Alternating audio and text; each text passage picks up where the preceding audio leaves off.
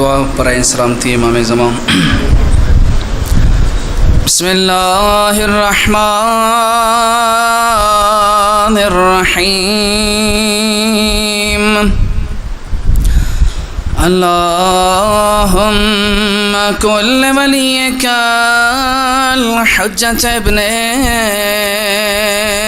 الحسن صلواتک علیہ وعلی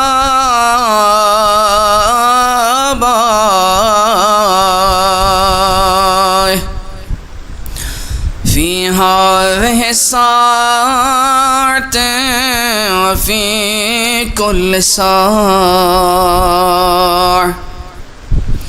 ولیا وحافظا وقائدا وناصرا ودلیلا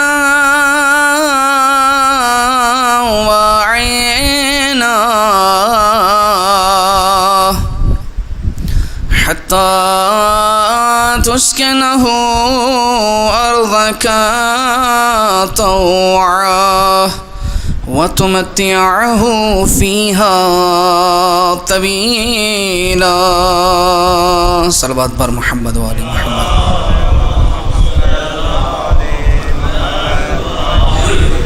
نعرہ تکبیر۔ کافی حضرات تشریف فرما ہیں، بابا سے بلند نعرہ تکبیر، نعرہ رسالت، نعرہ حیدری، حسینیت، یزیدیت، محمد و آل محمد پر پرخلوص بلند تر صلوات۔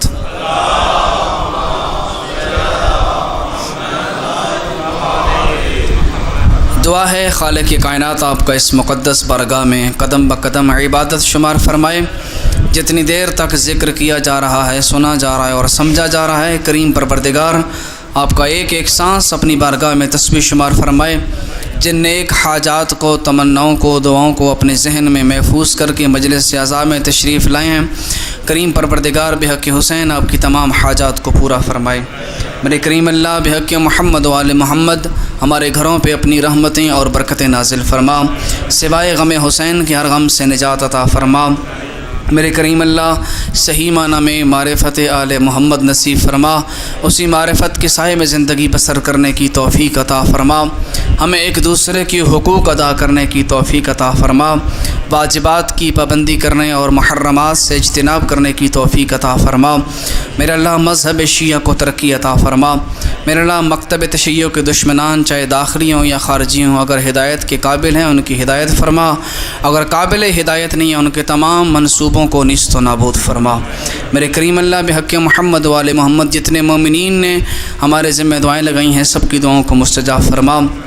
سید وقاص کاظمی اور ان کی جتنی بھی ٹیم اہل بیت کے امر کو نشر و اشاعت میں حصہ ڈال رہے ہیں، میرے اللہ ان کی توفیقات خیر میں اضافہ فرما۔ اس کے علاوہ جتنے مومنین نے میرے ذمہ دعائیں لگائی ہیں، بانیان صف اعضاء، اور اس کے علاوہ ہر وہ بندہ کہ جس نے اس مجلس سے اعضاء کے انعقاد میں کسی بھی حوالے سے معاونت کی ہے، میرے اللہ ان سب کے مال رزق میں وسعت اور برکت عطا فرما۔ اس مسجد کے جو بانیان دنیا سے جا چکے ہیں، میرے اللہ ان پہ اپنی رحمت نازل فرما، ان کی مغفرت فرما، جو موجود ہیں ان کی توفیقات خیر میں اضافہ فرما۔ میرے اللہ امام زمانہ علیہ السلام کا جل ظہور فرما، امام کے مقدس وجود کے صدقے باران رحمت کو نزول فرما، اور امام کے ہی وجود ذیجود کے صدقے میرے اللہ ہماری دعائیں مستجاب فرما۔ تمام دعاؤں کی قبولیت کے لیے بلند تر صلوات۔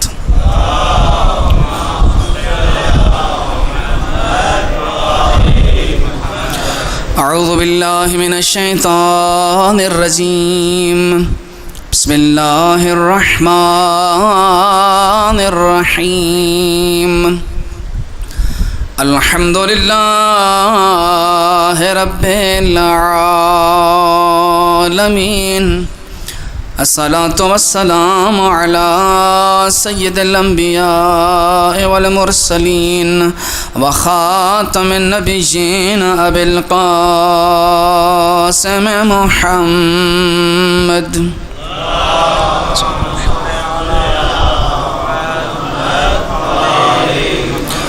وآل آلہ طیبین الطاہرین المعصومین الذین اذهب اللہ عنہم الرجس وطہرہم تطہیرا. اللہم صلی علی محمد وآل محمد. وَلَعْنَةُ اللَّهِ عَلَىٰ أَعْدَائِهِمْ مِنْ أَوَّلِ يَوْمٍ إِلَىٰ يَوْمِ الدِّينِ. أَمَّا بَعْدُ فَقَدْ قَالَ اللَّهُ الْحَكِيمُ فِي كِتَابِهِ الْمَتِينِ. بسم الله الرحمن الرحيم. فاسألوا أهل الذكر إن كنتم لا تعلمون. صلوات بر محمد وآل محمد.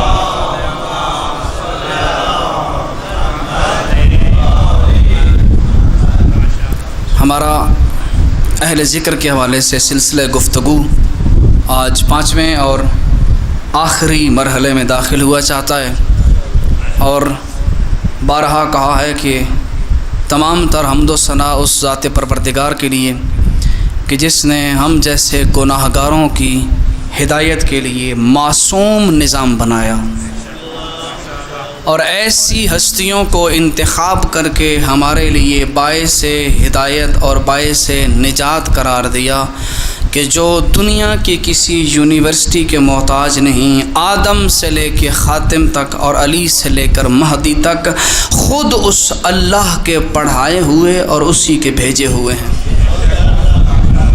یہ سب سے بڑا مقام ہے کہ جن ہستیوں کو اللہ نے ہماری ہدایت کے لیے بھیجا ہے انہیں خود علم دے کے نوازا ہے. بہت ساری چیزیں ہوتی ہیں، بہت ساری ایسی گفتگو اور پیچیدہ باتیں ہوتی ہیں جو ممبر پہ نہیں کرنی چاہیے، لیکن کوشش کرتا ہوں کہ آج کا دور ایسا ہے، آج کے جوانوں تک وہ سارے حقائق پہنچائے جائیں. ایک زمانہ تھا ہمارا فضائل سے شروع ہوتے تھے اور مصائب پہ مجلسیں ختم ہو جاتی تھی، لیکن آج کا دور، آج کا زمانہ کچھ اور تقاضا کر رہا ہے. ہمیں اس سے بھی اگلی منزل کی طرف جانا ہوگا، اس سے بھی اگلے رستوں کی طرف جانا ہوگا، کیونکہ ہمارا ایمان ہے، ہمارا یقین ہے کہ منبر امام حسین ہماری سب سے بڑی درسگاہ ہے.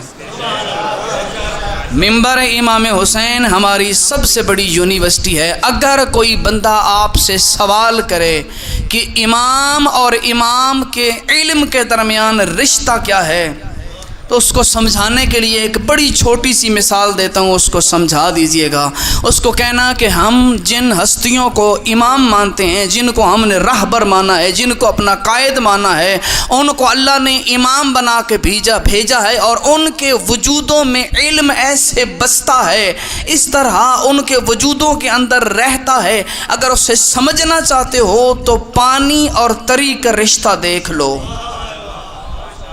ایک لمحے کے لیے بھی آپ تصور نہیں کر سکتے پانی ہو لیکن اس کے ساتھ تری موجود نہ ہو، آگ ہو لیکن اس کے ساتھ حرارت موجود نہ ہو، برف آپ کے گھر میں ہو، ٹھنڈک اس کے ساتھ موجود نہ ہو. یہ سب ان کے ان لوازمات میں سے ہیں. اگر ٹھنڈک کو برف سے ہٹا دیں وہ برف نہیں رہے گی، اگر حرارت کو آگ سے جدا کر دیں وہ آگ نہیں رہے گی. اسی طرح اگر پانی سے تری کو جدا کر دیں وہ پانی نہیں رہے گا. اسی طرح ایک لمحے کے لیے اگر علم کو امام سے جدا کرے وہ اللہ کا بنایا ہوا امام ہی نہیں ہو سکتا.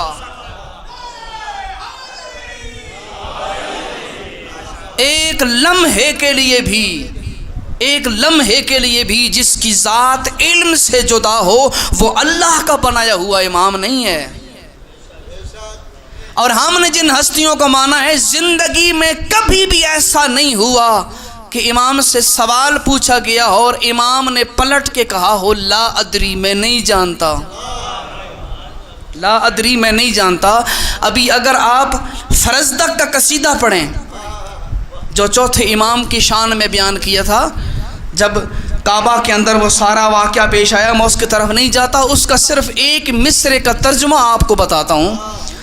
اب یہ کیونکہ میرے موضوع سے تعلق رکھتا ہے، میں نے کہا اگر سوال کریں امام سے تو امام کبھی بھی لا ادری نہیں کہتے کہ مجھے نہیں پتا. امام اس ہستی کو کہتے ہیں جو لا ادری نہ کہے کہ میں نہیں جانتا. اور جو یہ شخص کہتا ہو کہ میں نہیں جانتا، یقین جانیے وہ اللہ کا بنایا ہوا امام نہیں ہے۔ فرزدق نے کہا تھا کہ امام سجاد اس امام کا نام ہے، اس نے پوری زندگی اگر لا کہا ہے تو تشہد کے اندر کہا ہے کہ اس کے سوا کوئی معبود نہیں، لا الہ الا اللہ، اس کے سوا کوئی معبود نہیں۔ اگر کلمے کے اندر لا الہ الا اللہ میں لا نہ ہوتا، سجاد ساری زندگی لا نہ کہتے، صرف اس کی نفی کے لیے کہتے ہیں لا، اس کے سوا کوئی معبود نہیں، باقی پوری زندگی کے اندر ہو ہی نہیں سکتا امام ہو اور علم کے بارے میں آگاہی نہ رکھتا ہو۔ اور کیسے ہو سکتا ہے وہ علم سے جدا ہو؟ بھائی علم جن کی چوکٹ پہ پلتا ہو، علم جن کی چوکٹ پہ پلتا ہو، نہج البلاغہ اٹھا کے دیکھ لیں، میرے الفاظ نہیں، مولا کائنات نے فرمایا ہے اور اہل بیت کی تعریف کرتے ہوئے فرمایا ہے کہ یہ کوئی عام ہستیاں نہیں، ہم عیش العلم و موت الجہل، آل محمد علم کے لیے باعث حیات ہیں، موت ہیں جہالت کے لیے،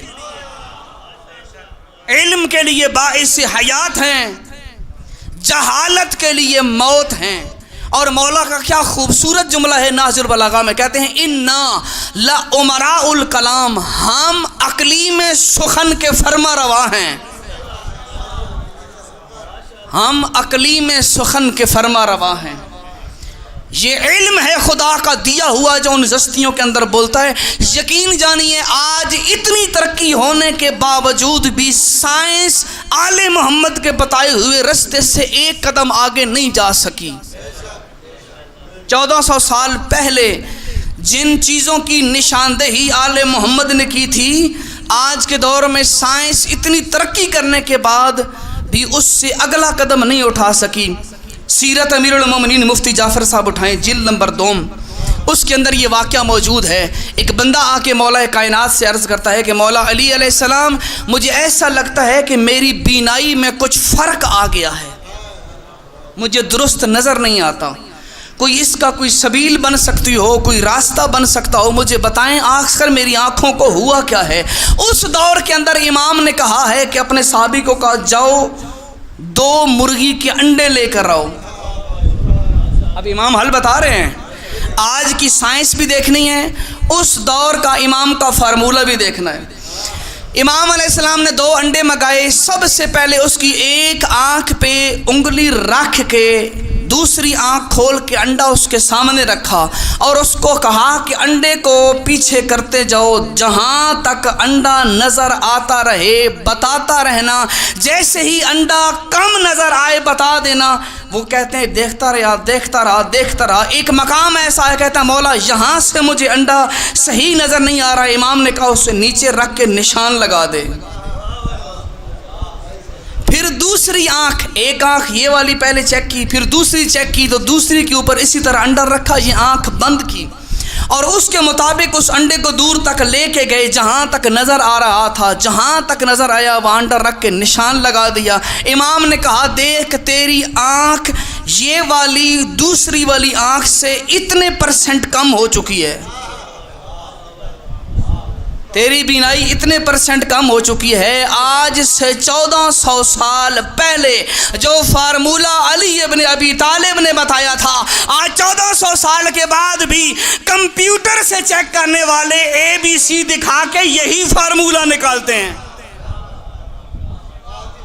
یہی فارمولہ نکال رہے ہیں، ایک قدم بھی اس سے آگے نہیں بڑھے۔ اور باہر لکھا ہوتا ہے کمپیوٹرائز چیکنگ، آنکھوں کو کمپیوٹر کے ذریعے چیک کرائیں۔ اور کمپیوٹر آج کی سائنس کی فخریہ پیشکش ہے، جس پر وہ فخر کرتے ہیں کہ ہم نے اتنی بڑی ایجاد کر دی ہے، کہتے ہیں آج بھی اس سے ایک قدم آگے نہیں بڑھ سکی۔ یہ تو ہمارا افتخار ہے، ہمیں امام ملے ہیں تو اللہ کے بنائے ہوئے اور اس کے سکھائے ہوئے امام، اور اللہ نے جیسے امام دیے ہیں ان اماموں کو ایسے ہی پیروکار بھی چاہیے۔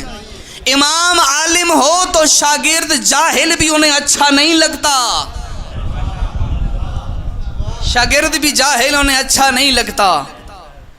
بھئی آل محمد کا جو میرٹ ہے، جو معیار ہے، کہتے ہیں اس کے مطابق وہ اپنے شاگردوں کی تربیت کرتے ہیں، اور ایسی عظیم تربیت کرتے ہیں. اب میں تفصیل میں نہیں جاؤں گا.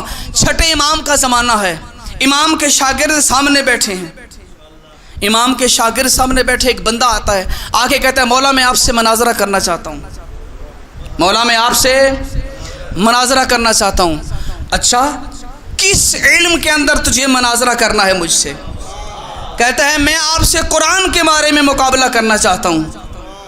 امام نے کہا تو مجھ سے مقابلہ نہ کر، یہ میرا نوکر بیٹھا ہے حمران بن اعین، زرارہ بن اعین کا بھائی، یہ قرآن کا عالم ہے، تو اس سے مناظرہ کر. کہتا ہے امام یہ کیسی بات ہوئی، میں مناظرہ آپ سے کر رہا ہوں، آپ شاگرد کو اٹھا رہے ہیں. امام نے کہا یہ میرا شاگرد ہے، اسے عام نہ سمجھنا، اس کی جیت مجھ صادق کی جیت ہے اور اس کی ہار میری ہار ہے.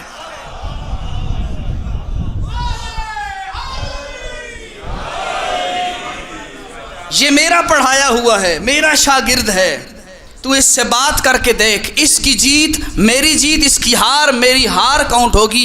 کہتے ہیں بڑی دیر تک مناظرہ کرتا رہا اور بالآخر تھک گیا. کہتا ہے مولا اس علم میں مناظرہ نہیں کر سکتا ہے، اب میں دوسرے علم میں مناظرہ کرنا چاہتا ہوں، اب چاہتا ہوں علم فقہ پہ مناظرہ کروں.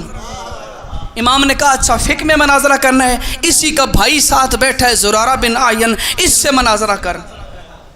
کہتے ہیں 7 سے 8 علوم اس مقام پہ کھڑے ہو کہ اس بندے نے مناظرے کے چیلنج کیے، اور ہر دعوے کے مقابلے میں امام نہیں ہے، امام کا شاگرد اٹھا ہے.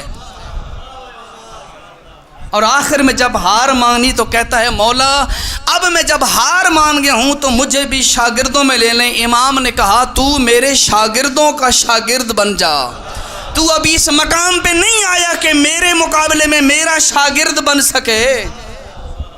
بھئی امام کا شاگرد بننے کے لیے کوئی معیار ہونا چاہیے. اگر تھکے نہیں ہو تو اسی بات کو آگے بڑھاؤں. صلوات پڑھیے محمد و آل محمد پہ.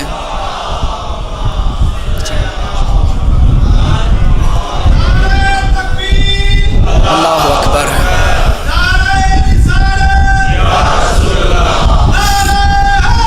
یا علی علیہ السلام.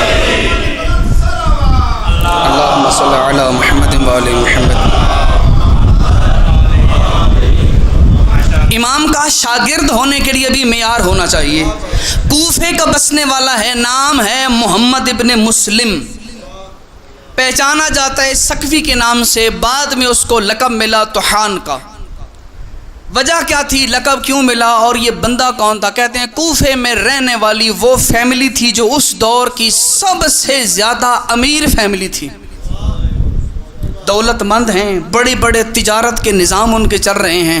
اس امیر فیملی کے اندر سے ایک بندہ اٹھا جس کا نام محمد ابن مسلم تھا. 5ویں امام کی خدمت میں آ کے کہتا ہے مولا میں آپ کی شاگردی اختیار کرنا چاہتا ہوں. امام نے صرف ایک جملہ کہا محمد ابن مسلم شاگردی سے پہلے تواضع اختیار کر. تیرا تعلق اس گھرانے سے ہاں جہاں پیسوں کی ریل پھیل ہے، جہاں پر دولت اتنے انبار لگائے بیٹھی ہے. شاگردی سے پہلے تواضع اختیار کر. اور اتنے پکے ارادے سے آیا تھا، وہاں سے واپس پلٹا. اتنے امیر ترین گھرانے کا بندہ مسجد کوفہ کے باہر چٹائی ڈال کے کھجوریں بیچ رہا ہے، کھجوریں بیچ رہا ہے، آواز دے رہے لوگوں کو آؤ مجھ سے کھجوریں کھیجو. جب فیملی والوں کو پتہ چلا تو وہ دوڑتے ہوئے آئے اور محمد بن مسلم نے کہا تو نے ہماری ناک کٹوا دی، اتنا بڑا ہمارا خاندان، اتنی ہماری دولت ہے اور مسجد کوفہ کے باہر بیٹھ کر تو کھجوریں بیچ رہا ہے. ہمیں تیرا یہ عمل پسند نہیں، تیرے اس عمل نے ہماری ناک کٹوا کے رکھ دی ہے. پلٹ کے کہتا ہے میرے امام نے مجھے کہا ہے تواضع اختیار کر، اور میں اپنے نفس کو شکست دینے کے لیے یہ کام کر رہا ہوں. تو پلٹ کے کہتے ہیں پندے تاریخ کے جملے ہیں، پندے تاریخ میں موسیٰ خسروی نے اس بات کو لکھا ہے. کہتے ہیں کہ یہ بات جب کی تو فیملی والوں نے کہا اگر کاروبار ہی کرنا تھا تو ایسا کاروبار کرتے کہ راتوں رات پوری مارکیٹ میں چھا جاتے، کوئی بڑا تجارت کا کام کرنا تھا جس سے منافع حاصل ہوتا، یہ کھجوریں کیوں بیچ رہا ہے؟ تو پلٹ کے جواب دیا، میں یہ کاروبار منافع کے لیے نہیں حاصل کر رہا، اپنے نفس کو مہار کرنے کے لیے کر رہا ہوں۔ یہ تجارت منافع والی تجارت نہیں، یہ حکم امام پہ اپنے نفس کو شکست دینے والی میں جاب کر رہا ہوں۔ اور کہتے ہیں کہ کھجوریں بیچنے کے بعد بھی دل مطمئن نہیں ہوا، اس بندے نے آٹے والی چکی لگا دی، اور جو بندہ آٹے میں جو چکی کے اندر آٹے پیس کے بیچتا ہو آٹے کو، اس کو توحان کہتے ہیں، اس وجہ سے ان کو لقب ملا توحان کا۔ اب آپ کو بتاؤں، جس بندے نے اپنی امیر گھرانے کی دہلیز چھوڑ کر امام کی شاگردی اختیار کی، تواضع اختیار کی، عاجزی اختیار کی، اور امام کے ان شاگردوں میں سے ہوا کہ اس ایک راوی نے محمد ابن مسلم نے ہم تک امام باقر سے 30,000، امام صادق سے 16,000 فرمان ہم تک پہنچائے ہیں۔ ایک بندے نے 30,000 امام باقر علیہ السلام سے، 16,000 امام صادق علیہ السلام تھے۔ ایک یہ تھے، 7 زرارہ تھے، 7 لیث بن عمر بختری تھے، 4 بندوں کے نام تاریخ میں ملتے ہیں۔ امام صادق نے فرمایا، اگر زرارہ اور اس جیسے یا شاگرد نہ ہوتے تو میرے نانا کی شریعت ختم ہو جاتی۔ میں نے کہا امام جیسے عالم ہیں، انہیں شاگرد بھی ویسے ہی اچھے لگتے ہیں، ان کے شاگرد بھی پڑھے لکھے ہوں۔ کتنا عظیم ترین مقام۔ امام کہتے ہیں اگر یہ زرارہ اور اس کے یہ جو دوست ہیں محمد ابن مسلم اور لیث بن عمر بختری اور یہ سارے، اگر یہ 4 نجبائے اربع نہ ہوتے، میرے جد کی شریعت ختم ہو جاتی۔ کتنا بڑا مقام ہے یہ۔ ہم نے اس گھرانے سے تعلق قائم کیا ہے کہ جس گھرانے کی دہلیز پہ علم پلا کرتا ہے، جس گھر کے بچے گہوارے کے اندر ہوں تو لوح محفوظ کی تلاوت کرتے ہیں، اور جس گھر کے کسی ایک فرد نے آج تک یہ نہیں کہا کہ میں اس مسئلے کو نہیں جانتا، ایسے عظیم ترین گھرانے کا حق بنتا ہے قرآن دنیا والوں کو کہے فَاسْأَلُوا أَهْلَ الذِّكْرِ إِن كُنتُمْ لَا تَعْلَمُونَ۔ دنیا والوں اگر نہیں جانتے ہو تو آل محمد سے پوچھ لو، نہیں جانتے ہو تو آل محمد سے پوچھ لو۔ اس کا مطلب یہ ہے دور حاضر کا تقاضا ہے، ہو ہی نہیں سکتا شیعہ ہو اور جاہل ہو۔ ہر بندے کو اپنی بساط کے مطابق، اپنی طاقت کے مطابق علم حاصل کرنا چاہیے۔ آج تو علم حاصل کرنا مشکل نہیں رہا، موبائل آپ کے ہاتھ میں ہے، کوئی مشکل نہیں ہے۔ یہ صرف ڈیپینڈ کرتا ہے آپ کے اوپر کہ آپ موبائل کا استعمال کیسے کرتے ہیں۔ موبائل کا استعمال کیسے کرنا چاہیے بتاؤں آپ کو۔ ایک شیعہ کے لیے موبائل کا استعمال ایسے ہونا چاہیے، اگر وقت کا امام اس سے تھوڑے منٹ کے لیے اس کا موبائل لے تو دیتے ہوئے اس سے جھجک نہ ہو، دیتے ہوئے اس سے جھجک نہ ہو کہ میں ریموو کر کے دوں گا، میں ہسٹری ڈیلیٹ کر کے دوں گا۔ آپ ہسٹری اپنے موبائل میں ڈیلیٹ کرتے ہیں، لیکن جن ہستیوں کو مانتے ہیں انہیں دیکھنے کی ضرورت نہیں پڑتی، وہ وہاں کے سکھائے ہوئے ہیں، وہ وہاں کے پڑھے ہوئے ہیں، وہ علم لدنی کے مالک ہیں، وہ آپ سے پوچھے بغیر ہی جانتے ہیں کہ آپ کے دل میں کیا چل رہا ہے۔ واقفی مذہب جانتے ہیں نا، واقفی مذہب یہ 7ویں امام کی شہادت کے بعد وجود میں آیا تھا۔ تھک تو نہیں گئے آپ؟ 7ویں امام کی شہادت ہوئی تو اس وقت جو امام کے وکیل مقرر تھے علی بن حمزہ بطائنی اور اس کے باقی افراد، بہت سارا مال ان لوگوں کے پاس اکٹھا ہو گیا تھا کہ جو امام کے وکیل کے طور پر تھے۔ انہوں نے دیکھا بھائی 7ویں امام کی زندان میں ہو گئی ہے شہادت، اب اگر یہ مال ہم اپنے پاس رکھنا چاہیں تو ضروری ہے کوئی نیا عقیدہ ایجاد کریں۔ انہوں نے لوگوں میں مشہور کر دیا یہ 7ویں امام امام مہدی ہیں، غیبت کے پردے میں چلے گئے ہیں، یہ واپس آئیں گے، ان کے بعد اور کوئی امام نہیں۔ 8ویں امام کی امامت کا انکار کیا تو یہ واقفی کہلائے۔ واقفی مذہب کا ایک بندہ مکہ میں گیا حج کرنے کے لیے، جہاں پر طواف کر رہا تھا، اس کی نظر پڑی امام علی رضا علیہ السلام پہ۔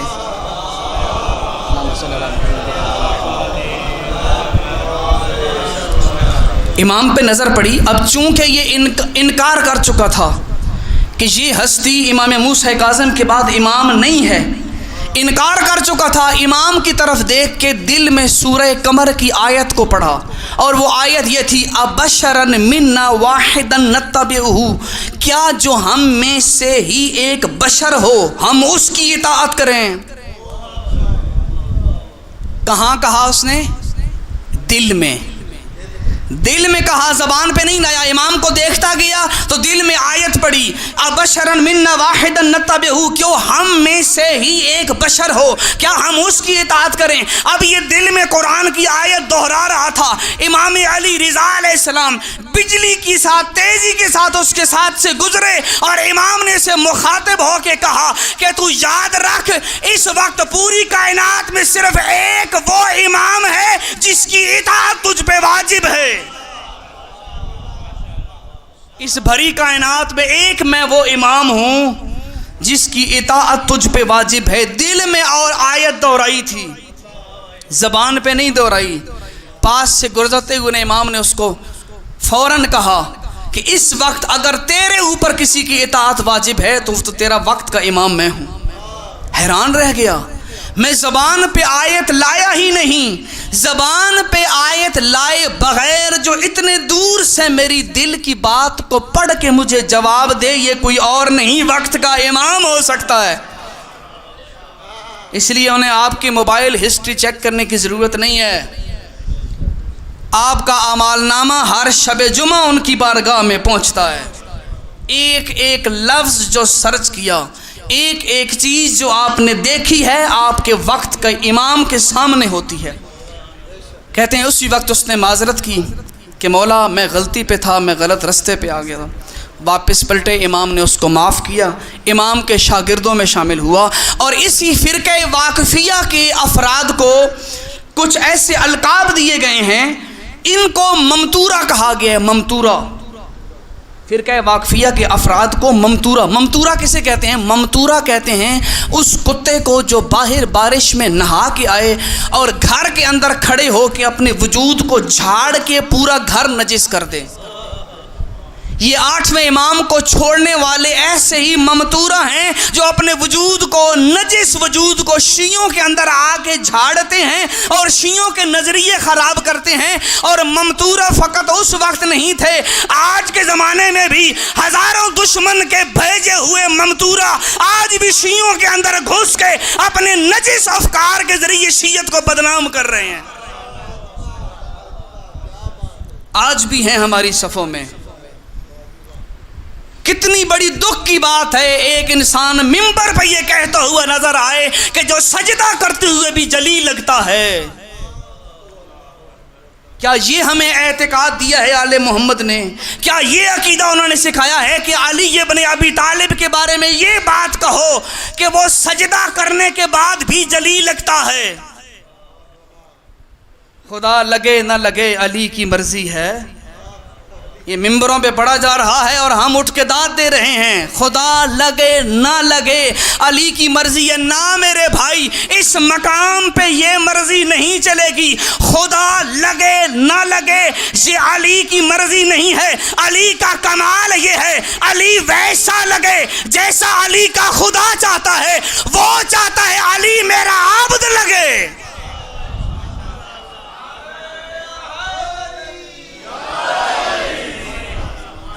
وما تشاؤون الا ان یشاء اللہ. یہ وہی چاہتے ہیں، انہوں نے اپنی چاہتیں اس کی چاہتوں میں فنا کر دی ہیں، اور یہ اس کے بتائے ہوئے کامل انسان ہیں، کامل عبد ہیں. یہ چاہتے وہی ہیں جو وہ چاہتا ہے. اگر وہ چاہتا ہے کہ یہ میرے عبد لگیں تو یہ جملہ غلط ہے. خدا لگے نہ لگے علی کی مرضی ہے، یہ غلط ہے جملہ. یہ تشیع کے عقائد کے مخالف ہے جملہ، اور نہ آل محمد کی تعلیمات اس جملے کی اجازت دیتی ہیں. اور ایسے ہزاروں ایسے افکار جو ممبر پر بیان کیے جا رہے ہیں، یہ اس دور کے ممتورہ ہیں جو اپنی جہالت کی وجہ سے آئے روز تشیع کا چہرہ بگاڑ رہے ہیں. اس وقت ہم نے کسی اور روٹ پہ جانا ہے. تشیع اس مکتب کا نام ہے جس نے پوری دنیا کے اندر حکمرانی کرنی ہے، اور حکمرانی کے لیے علماء کی ضرورت ہے، جہلا کی نہیں۔ اگلا سفر تب طے ہوگا جب علماء کی سرپرستی میں جائیں گے، نہ کہ جہلا کی سرپرستی میں۔ جو خود بھی جاہل ہے دوسروں کو بھی جہالت کی بند گلی میں پھنسا رہا ہے، وہ کہتے ہیں ذلیل لنفس ہی و مذل لغیر، وہ خود بھی گمراہ ہے دوسروں کو بھی گمراہ کر رہا ہے۔ بڑی مشکل سے پہنچی ہے شیعت ہم تک، بڑی قربانیاں دی ہیں، اور آج تک جو ہمارا یہ نظام ہم خوشی خوشی بیٹھ کے مجلسیں کر رہے ہیں نا، بھائی وجود کاٹے گئے محبت علی میں، زندہ انسان دیواروں میں چنوا دیے گئے، جرم محبت علی تھا۔ اور وہ ایسے شیعہ نہیں تھے کہ جو نیاز کا برتن جب آواز آتی ہے تو اس وقت شیعہ بن جاتے ہیں، وہ نیازی مومن نہیں، نمازی مومن تھے۔ وہ نیازی مومن نہیں تھے، نمازی مومن تھے۔ کیوں؟ حکومت کو بھی خطرہ محسوس ہوتا تھا، بھئی ہاتھ میں کچھ نہیں ہے، ہاتھ میں بوڑھا سا انسان ہے، عصا لے کے پھٹے ہوئے کپڑوں کے ساتھ چل رہا ہے، حکومت کو اس سے بھی خطرہ ہے۔ کیوں؟ کیونکہ اس کے وجود میں اطاعت علی رہتی تھی، اور جہاں علی بستا ہو وہاں ہتھیاروں کی ضرورت نہیں پڑتی، تمہارا عمل ہی کافی ہے، تمہارا کردار ہی کافی ہے۔ اور اس زمانے میں بھی لوگ ستایا کرتے تھے علی والوں کو، اس زمانے کے اندر بھی ایسے ہزاروں واقعات ملتے ہیں۔ ائمہ کے زمانے میں لوگ تانے دیا کرتے تھے علی کے ماننے والوں کو اور علی کے چاہنے والوں کو کافر، مشرک اور پتہ نہیں کیسے کیسے القاب دیتے تھے، جرم محبت علی تھا۔ لیکن آج کے دور میں ہم نے کوشش کرنی ہے کہ ہمارے ممبروں کے اوپر کوئی ایسی حرکت نہ ہو، ایسی بد اخلاقی، بد تہذیبی نہ ہو، کیونکہ یہ ممبر امانت حسین ابن علی ہے، اور اس امانت کی ہم نے حفاظت کرنی ہے۔ اور امانت کی حفاظت تب ہوگی جب اس ممبر سے کوئی بد تہذیبی نہ ہو، کچھ بدتمیزی نہ ہو، کوئی بد اخلاقی نہ ہو، ایسا نہ ہو ہماری بری گفتگو کی وجہ سے کوئی لشکر حسین سے باہر کھڑا ہوا اور اس لشکر میں آتے ہوئے رہ جائے۔ صرف ایک ہور نہیں آیا، کربلا سے لے کر آج تک ہزاروں ہور ایسے ہیں کہ جو صرف صف عزا کی پاکیزگی کی وجہ سے لشکر حسین میں شریک ہو گئے۔ اس لیے کوشش یہ کرنی ہے ہماری طرف سے کوئی ایسی حرکت نہ ہو، کوئی اور قافلہ حسین کے باہر رہ جائے، کیونکہ بروز محشر اگر میری گفتگو کی وجہ سے ایک بندہ بھی لشکر حسین سے رہ گیا، حسین مجھ سے سوال کریں گے، کیا تجھے اپنا ممبر اس لیے دیا تھا، تجھے اپنی عزاداری اس لیے دی تھی کہ تو ہمارے مکتب میں اور ہمارے لشکر میں آنے والے حر کا راستہ روکے؟ ہماری بد اخلاقیاں، ہماری بد تہذیبیاں اور ہماری جہالتیں ایسے لوگوں کو ہمارے قریب نہیں آنے دیتی۔ آپ تجزیہ کر کے دیکھیں، لوگوں نے اپنی تبلیغی جماعتیں بنا کے پوری دنیا میں گھمائی ہیں، میں کہتا ہوں پورے سال کا تخمینہ نکالو، ہماری کوئی تبلیغی جماعت نہیں، ہمارا تبلیغی مرکز ممبر امام حسین ہے، اور شرح نکال کے دیکھو ہر سال ہزاروں بندے علی ولی اللہ پڑھ رہے ہیں۔ کسی کو نہیں کہا کہ آؤ شیعہ ہو جاؤ، کسی کو نہیں کہا، لیکن ہزاروں لوگ شیعہ ہو رہے ہیں اور اس مکتب سے تمسک کر رہے ہیں۔ اب آپ اندازہ لگائیں، اگر صرف اور صرف اتنی احتیاط سے ہزاروں بندہ شیعہ ہو رہا ہے، اگر اس ممبر کی تطہیر کی جائے اور یہ ممبر اس طرح استعمال کیا جائے جیسے استعمال کرنے کا حق ہے، میں کہتا ہوں دنیا پوری کے اندر صرف ایک ہی مذہب بچ جائے گا، اور اسے کہتے ہیں شیعہ یا اہل بیت، طہارت کی وجہ سے۔ یہ اتنا عظیم ترین مکتب ہمیں ملا ہے، یہ ممبر ہمیں ملا ہے، اس کا تحفظ ہمارے اوپر واجب ہے۔ اب یہاں کل گزرتے ہوئے مجلس کے بعد ایک برادر نے مجھ سے سوال کیا ہے، اس سوال کا جواب دینا ضروری سمجھتا ہوں، اور یہ وہ سوال ہے جو آج آئے روز سوشل میڈیا کے اوپر غیر شیعہ علماء کہتے ہوئے نظر آتے ہیں، اور وہ سوال یہ ہے، آپ میں سے ہر ایک بندے کی یہ خواہش ہے کہ اس سوال کا جواب دیا جائے، اور وہ سوال یہ ہے کہ جب اہل بیت اطہار پر ظلم کرنے والے افراد کو تم نہیں مانتے تو انہوں نے اپنے بچوں کے نام ان کے ناموں پہ کیوں رکھے؟ بھائی انہوں نے اپنے بچوں کے نام، اپنی اولادوں کے نام فلاں فلاں فلاں کے نام پہ نہیں رکھے، حالانکہ تم کہتے ہو کہ وہ اہل بیت سے محبت نہیں کرتے تھے، اہل بیت ان سے محبت نہیں کرتے تھے۔ کسی بندے نے پوچھا تھا، مولا علی علیہ السلام کے ایک بیٹے کا نام عثمان تھا، عثمان، 4 بیٹے تھے نا جو کربلا میں شہید ہوئے، مولا عباس کے ساتھ ان کے 3 بھائی تھے، اور ہم فخر سے کہتے ہیں کہ حضرت عثمان ابن علی مولا علی کے وہ جان باز فرزند تھے جو عباس سے بھی پہلے شہید ہوئے ہیں۔ تو امام نے کہا ہے کہ میں نے عثمان کا نام اس لیے عثمان رکھا ہے کیونکہ علی ابن ابی طالب کے ایک دوست تھے جن کا نام عثمان بن مظعون تھا، علی کے بڑے محب تھے، بڑے چاہنے والے تھے، اور عثمان بن مظعون کی یاد میں انہوں نے اپنے بیٹے کا نام عثمان رکھا تھا۔ اور یہ وہ عثمان بن مظعون صحابی رسول ہیں جو سب سے پہلے جنت البقیع میں دفن ہوئے۔ جنت البقیع کے قبرستان میں سب سے پہلے دفن ہونے والے صحابی کا نام عثمان بن مظعون ہے، اور یہ واحد صحابی ہے جس کی قبر کے اوپر پیغمبر نے خود پانی بھی چھڑکا ہے اور اس پر چادر بھی ڈالی ہے، اتنا عظیم صحابی ہے۔ لیکن سوال یہاں ختم نہیں ہوتا، میں کسی اور ڈائریکشن سے جواب دینا چاہتا ہوں۔ میں یہ کہنا چاہتا ہوں ہمیں ہر روز نام یاد دلا کر پھنسانے کی جوانوں کو کوشش نہ کیا کرو۔ ہمارے نزدیک نام نہیں کردار معیار ہے، ہمارے نزدیک نام نہیں کردار معیار ہے۔ اگر آپ چاہتے ہیں کہ تاریخ کے صفحے اٹھا کے اس کا جواب دیا جائے تو میرا ساتھ دینا ہوگا۔ آئیے تاریخ کے اندر اٹھا کے اسی سوال کا جواب تاریخ کے صفحوں سے دیکھتے ہیں۔ آؤ، پیغمبر اکرم کا ایک صحابی تھا، نام تھا قرظہ ابن کعب انصاری، قاف 2 نقطوں والا، رے زویں اور تے گول آنکھوں والی، قرظہ ابن کعب انصاری۔ یہ رسول اکرم کے بھی صحابی ہیں، یہ مولا علی علیہ السلام کے بھی صحابی ہیں، اور مولا علی علیہ السلام کے ساتھ جنگوں میں شریک بھی رہے ہیں۔ قرظہ ابن کعب انصاری، ان کے بہت سارے بیٹے تھے، اور ان بیٹوں میں سے 2 کا نام آپ کو بتاتا ہوں۔ ایک کا نام تھا عمر، عین میم رے واو، اور دوسرے کا نام تھا علی۔ دونوں کربلا کے میدان میں موجود تھے۔ اب یہاں سے توجہ چاہوں گا، یہ بات نہیں بیان کی جاتی ممبر پر، اور یہ قصور ہمارا ہے کہ ہم بیان نہیں کرتے کہ اتنی عظیم پیغامات تاریخ کی کتابوں میں بند ہیں، لیکن ہمیں فرصت نہیں ہے کہ ان کو پڑھیں اور آپ کے سامنے بیان کریں۔ اب میں بیان کر رہا تھا ایک صحابی جو فقط صحابی ہے، پیغمبر نہیں بلکہ صحابی ہے، مولا علی علیہ السلام بھی ہے۔ اس کو جو بیٹے اللہ نے دیے، 2 بیٹوں کے نام، ایک کا نام عمر ہے، دوسرے کا نام علی ہے۔ میدان کربلا میں دونوں موجود ہیں، اور عجیب اتفاق ایسا ہے کہ عمر نام کا بندہ امام حسین کے ساتھ تھا، علی نام کا بندہ یزید کے ساتھ تھا۔ عمر نام کا بندہ کس کے ساتھ ہے؟ امام حسین کے ساتھ، اور علی نام کا بندہ کس کے ساتھ ہے؟ یزید کے ساتھ۔ اور آپ کو بتاؤں یہ عمر وہی تھے جب امام نے نماز پڑھی تھی تو 2 صحابی سعید اور عمر، انہوں نے کہا تھا مولا آپ نماز پڑھیں، ہم آپ کی حفاظت کریں گے۔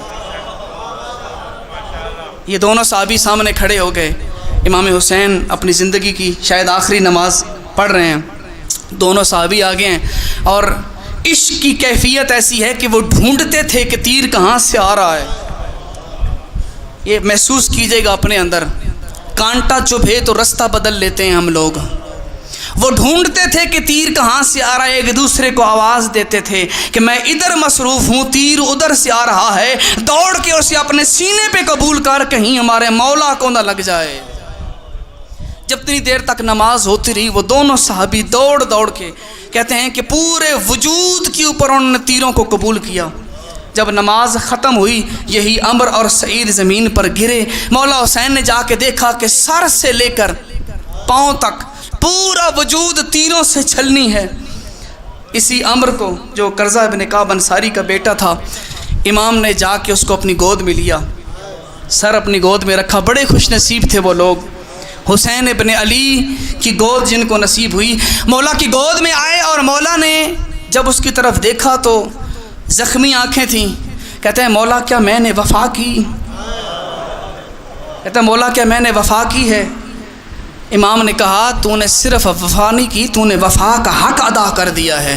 اور امام حسین نے کہا میں تو اس سے وعدہ کرتا ہوں تو مجھ سے بھی پہلے جنت میں جائے گا، میں حسین بعد میں جاؤں گا، تو پہلے جنت میں جائے گا۔ اور اگلی بات یہ ہے تو مجھ سے پہلے جا رہا ہے، میری طرف سے میرے نانا کو سلام کہنا، میرے نانا کو سلام کہنا۔ یہ عمر اور سعید ایک بھائی امام حسین کے ساتھ، جب دوسرے بھائی کو پتہ چلا کہ میرے بھائی کو مار دیا گیا ہے تو وہ یزید کا لشکر چھوڑ کے امام کے سامنے آ کے قسم اٹھا کے کہا ہے کہ تو نے میرے بھائی کو مارا ہے اور جب تک میں تجھے نہ مار لوں میں آرام سے نہیں بیٹھ سکتا۔ اب جب للکارا تو نافع بن ہلال امام حسین کے لشکر میں شامل تھے، آگے دوڑ کے نیزے کا وار کر کے اس کو زمین پہ گرایا۔ مقصد یہ ہے، بتانا یہ چاہتے ہیں نام کا علی تھا، لشکر یزید میں تھا، حسین کے مقابلے میں تھا، قیامت کا سورج طلوع ہونے تک چاہے نام علی ہو ہر شیعہ اس پہ لعنت کرے گا، اور نام کا عمر ہو حسین کے لشکر میں ہو قیامت تک ہم اس پہ سلام کریں گے۔ یا علی، ہمارے نزدیک کردار معیار ہے، نام معیار نہیں، ورنہ کم سے کم 3 صحابی امام حسین کے اصحاب میں یزید نام کے تھے۔ چیک کیجئے گا کبھی شہداء کی لسٹ، کوئی ایک شیعہ بتا سکتے ہیں کہ جو اس یزید نامی صحابی کی توہین کرے جو لشکر حسین میں شہید ہوا ہے؟ اس کا مطلب یہ ہے کہ تم لوگوں نے ہمارے اس منطق کو سمجھا ہی نہیں ہے۔ بھائی ہم اگر یزید کا سگا بیٹا ہو امام سجاد کے احترام میں منبر چھوڑ دیں، ہم اس کا بھی احترام کرتے ہیں، ہم اس کا بھی احترام کرتے ہیں۔ اور اتنا عظیم ترین مکتب ہے ہمارے پاس، ہم تو یہی کہتے ہیں بھئی ہمیں روز نام نہ یاد کرایا کرو، ہمارے نزدیک معیار ہے اس کا کردار، کردار کا اچھا ہوگا چاہے جس مقام پہ بھی ہے، اہل بیت کا حبدار ہے، اہل بیت کا ساتھ دینے والا ہے، ہم اس کی جوتیوں کے بھی نوکر ہیں۔ اور نام چاہے کتنا ہی عظیم کیوں نہ ہو، اگر آل محمد کا دشمن ہے ہمیں وہ بندہ منظور نہیں۔ کتنا عظیم مکتب ملا ہمیں، اہل بیت کی تعلیمات۔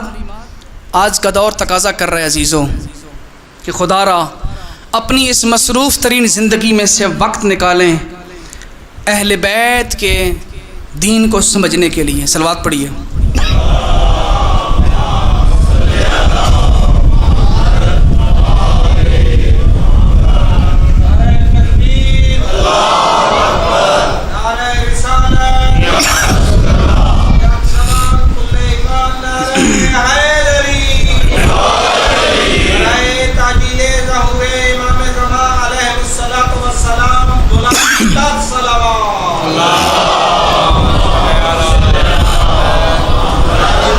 وعلی محمد۔ آپ جانتے ہیں کربلا کے دشت میں 10 محرم کو امام حسین جو ندا دے رہے تھے، حل من ناصر ینصرنا، کوئی ہے جو مجھ حسین کی مدد کرے؟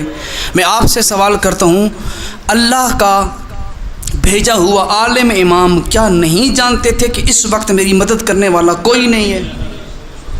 خیمے میں ایک 6 مہینے کا بچہ تھا، وہ بھی شہید ہو گیا، اب تو میری مدد کرنے والا کوئی نہیں ہے۔ شاید امام ہمیں بلا رہے ہوں، شاید امام ہمیں بلا رہے ہوں کہ اے میرے شیعو، میرے چاہنے والوں، مجھ حسین کے پاس جو کچھ تھا وہ میں نے اس دین پہ قربان کر دیا۔ اکبر تھا میں نے دے دیا، غازی تھا میں نے دے دیا، میرے پاس تو 6 مہینے کا پھول تھا میں نے وہ بھی دے دیا، اب حسین کے پاس کچھ نہیں بچا، ہو سکے تو مجھ حسین کی مدد کرو۔ اس کا مطلب ہے یہ 10 محرم کو اٹھنے والی آواز 10 محرم تک نہیں ہے، قیامت کے دن تک ہر شیعہ کو امام کہہ رہے ہیں حل من ناصر ینصرنا، کوئی ہے جو مجھ حسین کی مدد کرے، کوئی ہے جو مجھ حسین کا مددگار ہو۔ آج چیلم تھا نا، 40 کا دن منایا ہے، یہ وہ دن ہے کہ جس دن بچھڑی ہوئی بہن اپنے بھائی سے ملنے آئی ہے، ایسی بہن کہ جب 10 محرم گزرا تھا लाशों की तबाही हो चुकी थी। 11 मुहर्रम को जब काफिला चला था ना अज़ादारों, कैसे ज़ैनब मुड़ मुड़ के देखती थी जिस तरह कोई ज़ायर करबला में जाता है ना, और आखिरी दफ़ा जब उसकी ज़ियारत होती है, गाड़ी की तरफ सफ़र होता है, पलट पलट के रोज़े की तरफ देखता है, पलट पलट के सलाम कहता है, मेरे मौला हुसैन मेरा आखिरी सलाम, कोई पता नहीं फिर मुझे आना नसीब हो न हो। कहते हैं ये सिर्फ तू नहीं करता। 11 मुहर्रम को जब ज़ैनब करबला से चली थी, बंदे हाथों के साथ मुड़ मुड़ के कह रही थी, हुसैन ज़ैनब का आखिरी सलाम, और शायद मुझे फिर दोबारा तेरे पास आना नसीब न हो। अज़ादारों, कितना मुश्किल वक्त था जब 11 को बीबी चली, जब लाशें बिखरे हुए छोड़ के करबला में गई थी, और 40 का वो दिन है जब बीबी अपनी कैदें ख़त्म करके जब आई है ना, तो देखा है हर तरफ कब्रें बनी हुई हैं, अब बिखरे हुए लाशें नहीं हैं। शायद बीबी ने दुआ की होगी, अल्लाह करे वो हाथ सलामत रहें, और जिन्होंने मेरे भाई को समेट के दफन किया। अज़ादारों, इधर से ये काफिला आया, लेकिन उससे पहले आशिकों का एक काफिला मौजूद था। तारीख ने लिखा है, जाबिर बिन अब्दुल्ला अंसारी, साथ है अदिया ऊफी, और मंजर कुछ ऐसा है। कहते हैं जाबिर जब करबला में गए, नहर फुरात पे उसने गुस्ल किया, सफ़ेद लिबास पहना, जूते उतारे। कहते हैं हुसैन मौला से मिलने जा रहे थे, थोड़ी सी खुशबू अपने बदन पे लगाई। अब कहते हैं कैसा सहाबी था जाबिर बिन अब्दुल्ला। अतिया को कहते हैं, अतिया मुझे नज़र नहीं आ रहा, हो सकता है तो मुझे अपने दोस्त की कब्र पे लेके जा, आंखों से नजर नहीं आ रहा है। अतिया ने दोनों हाथ पकड़े, और दोनों हाथ पकड़ के इमाम हुसैन की कब्र के ऊपर रख के कहा कि जाबिर ये तेरे दोस्त हुसैन की कब्र है। अज़ादारों, जैसे ही कब्र पे हाथ रखा, 3 दफा बुलंद आवाज से कहता है, या हुसैन या हुसैन या हुसैन। करबला में या हुसैन कह के नोहा करने वाला पहला नोहा खान जाबिर बिन अब्दुल्ला अंसारी। अज़ादारों, जब देखता है ना कोई जवाब नहीं आया, तो उस वक्त रो के कहते हैं, हबीबुन ला युजीब हबीबहू। हुसैन कैसी दोस्ती है, दोस्त बुला रहा है, कोई जवाब नहीं दे रहे हो। थोड़ी देर के बाद रोते हुए खुद अपने आप को जवाब देते हैं, जाबिर तू किससे जवाब का तकाजा कर रहा है? तू उसे कह रहा है जवाब दे जिसकी प्यासी रगों को करबला में काट दिया गया, और जिसकी शह रग को काट दिया गया, वो तुझे क्या जवाब देगा? वो यकीनन जानते थे, लेकिन तकलीफ नहीं देना चाहते थे मौला को। अज़ादारों, पुरसा दिया है जाबिर ने। अज़ादारों, अभी ये रो रहा था, अचानक इसे दूर से ऐसे नजर आया कि कोई गुबार उड़ रहा है, कोई काफिला आ रहा है। अतिया को कहते, अतिया जाके चेक कर, ऐसा न हो करबला के ज़ायर आए हों, हम जाके उनका इस्तकबाल करते हैं। अज़ादारों, जब जाके देखा, जब धूल हटी तो काफिले को देख अतिया हैरान रह गए। पलट के आके जाबिर को कहते हैं, जाबिर तू जिस कब्र पे फातिहा के लिए आया था, उसी का वारिस करबला में आ गया है। अज़ादारों, उसने जाबिर के हाथों को पकड़ा, लेके इमाम सज्जाद के सामने हर एक पुरसा दे रहा है, मौला सज्जाद हमें तुम्हारे अकबर का अरमान, मौला हमें तुम्हारे गाजी का अरमान, मौला हमें हुसैन का अरमान। अल्लाह अकबर, अल्लाह अकबर, अजरुकुम अल्लाह। अज़ादारों, थकना नहीं है, 40 का दिन है। मैं चाहता हूँ ये 40 आपने यहाँ किया है, 40 अगला तुझे करबला में नसीब हो। वहाँ जाके तू देखना, जिस हुसैन को प्यासा मारा था, जब तू हुसैन की तरफ जाएगा, एक प्यासा होता है, 10 बंदे पानी दे के कहते हैं हुसैन के नाम पे, हुसैन के नाम पे पानी पी। अल्लाह तुझे वो जन्नत देखना नसीब करे।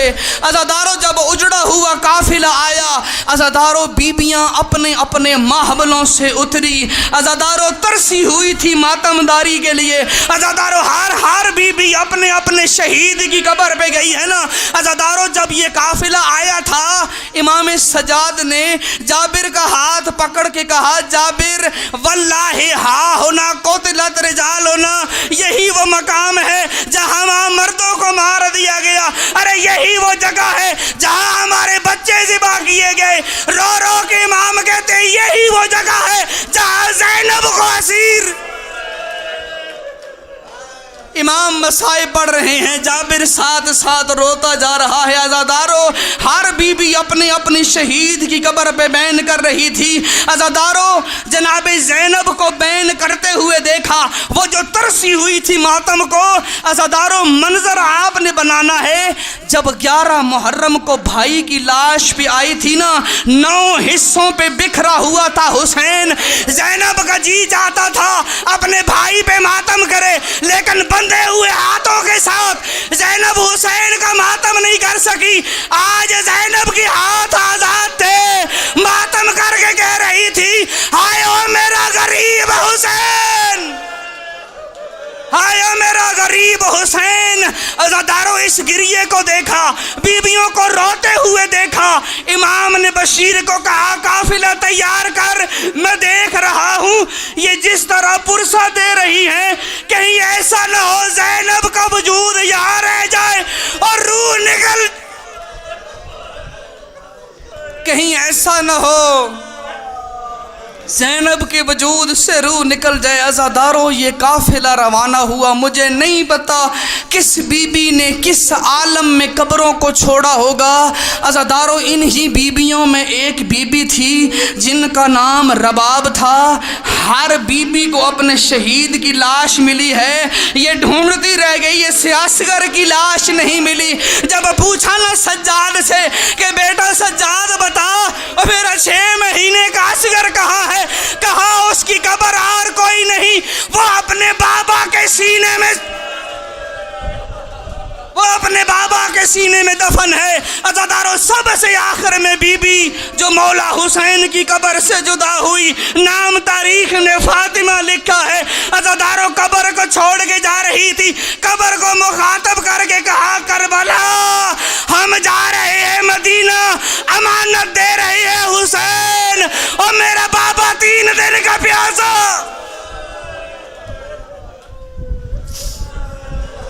اجرکم اللہ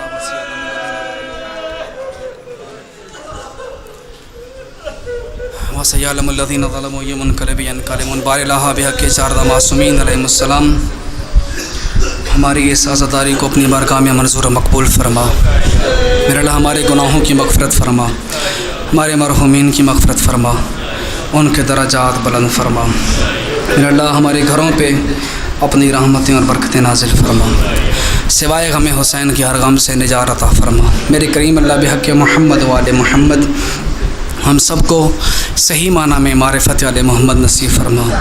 میرا اللہ مذہب شیعہ کو ترقی عطا فرما، ہمیں آل محمد کی تعلیمات کو سیکھنے اور ان پر عمل کرنے کی توفیق عطا فرما۔ میرے اللہ اس مجلس اعضاء کے انعقاد میں جتنے بھی مومنین نے معاونت کی ہے، سب کے مال رزق میں وسعت اور برکت عطا فرما۔ میرے اللہ جتنے مومنین حاضرین مجلس ہیں، سب کو صحت کاملہ اور طول عمر عطا فرما، سب کی حاجات کو پورا فرما۔ جتنے مومنین نے میرے ذمہ دعائیں لگائی ہیں، میرے اللہ سب کی دعاؤں کو مستجاب فرما۔ میرے کریم اللہ بحق محمد و آل محمد بران رحمت کا نزول فرما۔ میرے اللہ جتنے بھی مقام پہ عزاداری امام حسین اور یہ میرے اللہ خود حفاظت فرما۔ میرے اللہ علماء کرام اور مجتہدین کرام کا سایہ ہمارے سروں پہ قائم و دائم فرما۔ میرے اللہ بحق محمد و آل محمد امام زمانہ علیہ السلام کا جر ظہور فرما، ہمیں امام کے اعوان و انصار میں شمار فرما۔ میرے اللہ بحق محمد و آل محمد امام علیہ السلام کے وجود کے صدقے ہماری دعائیں مستجاب فرما۔ تمام دعاؤں کی قبولیت کے لیے بلند تر صلوات۔